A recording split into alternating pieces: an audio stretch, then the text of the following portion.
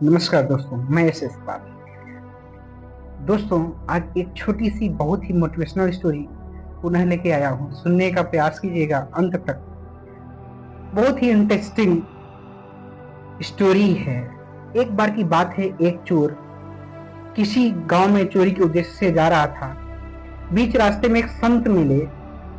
संत ने कहा, बेटा कहाँ जा रहे हो? उस व्यक्ति ने कहा कि मैं चोरी करने जा रहा हूँ।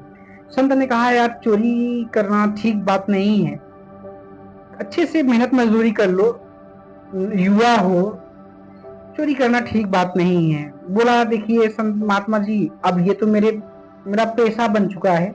मैंने मेहनत मजदूरी बहुत की, लेकिन मेरे परिवार का भरण पोषण नहीं हो पाया, इसलिए मुझे चोरी करनी पड़ती है। तो संत ने कहा, ठीक है, अब तुम नहीं मानोगे, कुछ तो बातें मान सकते हो। बोला, बताइए, जो मानने लायक होगी बातें हम मानेंगे।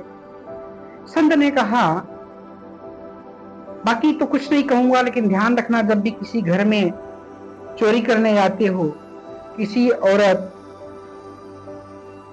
बूढ़ी औरत हो या युवा औरत हो या छोटी सी बच्चियां हैं, लड़कियां हैं, देखो उन्हें माँ बहन और बेटी के निगाह से ही देखना, और माँ बेटी और बहन के नाम से ही संबोधित करना, बाकी मैं कुछ नहीं कहूंगा। चोर बोला, बिल्कुल, हमारा उद्देश्य तो चोरी करना है, हमें केवल धन चाहिए, हमें किसी की इज्जत से कोई मतलब नहीं है। रही बात माँ बहन बेटी, बिल्कुल मैं इसी निगाह से देखूंगा। वो पास के ही गांव में जा रहा होता है, जहाँ पे एक छोटा सा कच्चा मकान होता है। वो देखता है, यार ये कच्चा मकान है, इसमें आसानी के साथ हम घुस भी सकते हैं और थोड़ा बहुत कुछ होगा ही, चोरी करेंगे। दरअसल उस चोर को पता नहीं था, वो कच्चा मकान छोटा सा किसी और का नहीं बल्कि राजा का था। राजा की शादी हुई थी, शादी के 10 साल हो चुके थे, बच्चे नहीं हो रहे थे, तो उसने क्रोध में अपनी रानी को उस कच्चे महल में रहने के लिए, कच्चे घर में रहने के लिए भेज दिया था। और वहां 1-2 सैनिक भी लगा दिए थे। जरूरी सामान सारे, उनके गहने गुड़िया जो भी थे, थोड़ा बहुत रख दिया था वहां पे, ताकि उनको इतना भी बुरा ना लगे। और वहां पे रानी रह रही थी और 1-2 सैनिक थे, रह रहे थे, नौकर भी उनके साथ। तो इसको, चोर को नहीं पता था कि इस कच्चे से महल में रानी रहती हैं। वो रात को उस घर में घुस जाता है और धीरे धीरे अपना ढूंढता है। तो थोड़ा बहुत रानी है तो सामान और सोना चांदी तो लेके आई ही थी, उस घर में रह ही रही थी, उसे मिल जाता है। तब तक खट की आवाज रानी के कानों में जाती है। वो जाग जाती हैं, कहती हैं, कौन?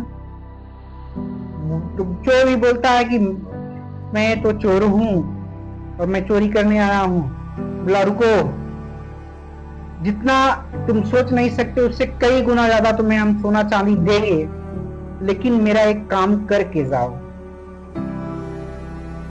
चोर भी समझ गया, जरूर कुछ न कुछ गड़बड़ है, इतना सोना चांदी तो कोई देगा नहीं। चोर तुरंत हाथ जोड़ के खड़ा हो जाता है, कहता है, माता जी, मेरा काम सिर्फ चोरी करना है, थोड़ा बहुत जो भी धन संपदा मिल जाती है, सोने चांदी, मैं उसी में खुश रहता हूँ। मैं कोई भी गलत काम आपके साथ नहीं कर सकता, और जो मुझे मिलना था पर्याप्त मैं पा चुका हूँ और मैं जा रहा हूँ। जैसे ही बोरस सुनती है कि चोर बोल रहा है, माँ, मैं आपके साथ गलत नहीं कर सकता, बड़ी दयालुता आती है इस औरत के मन में। इस तरह से जब वार्तालाप चोर और रानी की चल रही होती है, उसी समय सैनिक सुन जाते हैं और तुरंत भाग के राजा के पास जाते हैं। राजा से कहते हैं, राजा साहब, रानी के कमरे में कोई घुसा हुआ है और रानी से उसकी बातचीत चल रही है। राजा बड़े गुस्से में सैनिक भेजता है, कहता है, जाओ तुरंत उस आदमी को पकड़ के लाओ, उसकी हिम्मत कैसे पड़ी वहां घुसने की। उसको उठा के ले जाते हैं राजमहल में। राजा बोलता है कि भाई तुम घुसे कैसे? तुम ध्यान रखो, तुमने बहुत बड़ा अन्याय किया है, तुम्हें मौत की सजा दी जाएगी, और सजा से पहले तुम्हारी आखिरी इच्छा क्या है वो बता दो, मैं जरूर पूरी करूंगा। राजा चोर पूरी कहानी समझ जाता है कि ये तो राजा है और इसकी वो रानी थी, ये उसको उन्होंने निकाल चुका है वहां पे। वो पूरी कहानी समझ जाता है। और उधर जब रानी और चोर की बातें हो रही थी तो रानी भी बहुत व्याकुल, बहुत डरी सहमी थी, और चोर को भी बार बार वो संबोधन में जब ये माँ बोला तो वो बेटा कहने लगी थी, और ढेर सारा सोना चांदी दे भी दिया था कि ले जाओ, मेरे किसी काम का नहीं है।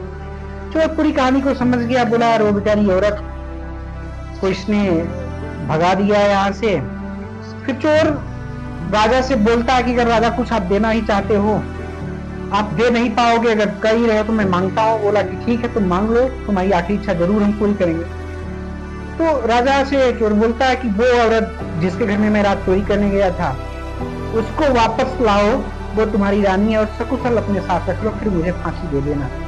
राजा भी आश्चर्यचकित हो जाता है, कहता अरे ये क्या मान लिया। बोला अगर नहीं दे पाओगे तो बोल दो कि मैं नहीं दे पाऊंगा, ठीक है। बोला नहीं, मैंने जबान दिया है मैं दूंगा। राजा भेजता है सैनिकों को, खुद जाता है, हाथ पांव जोड़ता है, कहता है कि रानी चलिए, मैं आज जबान देकर चोर को फंस गया, अब आप इज्जत के साथ आप चलिए, वहां पे रहिए, मुझसे गलती हो गई, अब मैं ऐसा दोबारा नहीं करूंगा। रानी भी वहां अड़ जाती है, कहती नहीं राजा मैं चलूंगी केवल एक शर्त पे। बोले क्या है आपकी शर्त? सारी शर्तें मैं मानूंगा, आप बताइए तो सही। बोली वो चोर जो मेरे कमरे में चोरी करने आया था, यदि आप उसको बेटा स्वरूप स्वीकार लें और अगला राजकुमार फिर राजा बनाने की आप घोषणा कर दें पूरे साम्राज्य में, तभी मैं आपके मन में चल सकती हूँ, नहीं तो मैं नहीं चलूंगी, क्योंकि मैंने मन ही मन उसको अपना पुत्र मान लिया है। राजा भी बड़ा प्रसन्न होता है, अपनी मूर्खता पे उसको बहुत होता है। बोला रानी ने बताया कि भाई उसके साथ ईमान वाला व्यक्ति शायद नहीं मिलेगा कोई, हमने उसको इतने ढेर सारे सोने चांदी के ऑफर दिए और उसके साथ हमने बोला कि हमें एक संतान की प्राप्ति हो जाए तुम्हारे साथ, रुक जाओ रात भर। उसने माँ कह करके मेरे पैरों में वो गिर गया और उसने मुझे छूने तक से मना कर दिया। बोला माँ को मैं कैसे हाथ लगाऊंगा। तो उसके जैसा ईमान वाला व्यक्ति, उस चोर के जैसा ईमान वाला व्यक्ति पूरे साम्राज्य में नहीं मिलेगा। यदि आप उसको बेटा के रूप में स्वीकार करते हैं तो ही मैं चलूंगी। इस प्रकार से राजा तुरंत मान गया, राजा का भी दिल पिघल गया। बोला वाकई में ऐसा लड़का, ऐसा युवा कहीं ढूंढे से भी नहीं मिलेगा। आते हैं दोनों, ढेर सारे दोनों राजा और रानी महल में आते हैं और उसको भरी साम्राज्य में अपने बेटे के रूप में स्वीकार कर लेते हैं और अपना उत्तराधिकारी घोषित कर देते हैं। तो दोस्तों कहने का मतलब ये है कि केवल उस संत की एक बात की, आपका ईमान शुद्ध साफ है तो भगवान आपके लिए जरूर कुछ न कुछ अच्छा करेगा। किसी के साथ उसके मन में कोई छल कपट कुछ नहीं था, वो चोर तो था लेकिन और कोई गलत भावना नहीं थी। उसका कहने का मतलब केवल एक जगह, एक साइड वो ईमान शुद्ध रखा तो उसको इतना ढेर सारी धन संपदा मिल गई।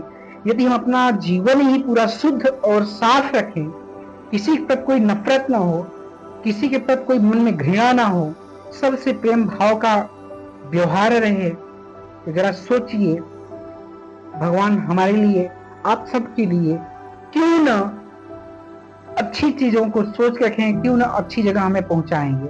तो दोस्तों आज की कहानी का मोटिव यही था कि मन को हमेशा पॉजिटिव रखें, किसी के पास ईर्ष्या द्वेष किसी के प्रति ना रखें, शुद्ध मन से साफ मन से किसी की मदद भी कर रहे हैं तो मदद करें, आगे बढ़ें। यदि आप दूसरे की अच्छाई सोचोगे, भगवान आपके लिए जरूर अच्छा करेगा, बहुत अच्छा करेगा। कहानी कैसी लगी दोस्तों? कहानी अच्छी लगी होगी तो वीडियो को लाइक कीजिएगा, चैनल को भी सब्सक्राइब और फॉलो करने का प्रयास कीजिएगा। ऐसी ही मोटिवेशनल स्टोरीज लेकर आते रहेंगे। मिलते हैं अपने नेक्स्ट वीडियो में, तब तक के लिए नमस्कार, जय हिंद।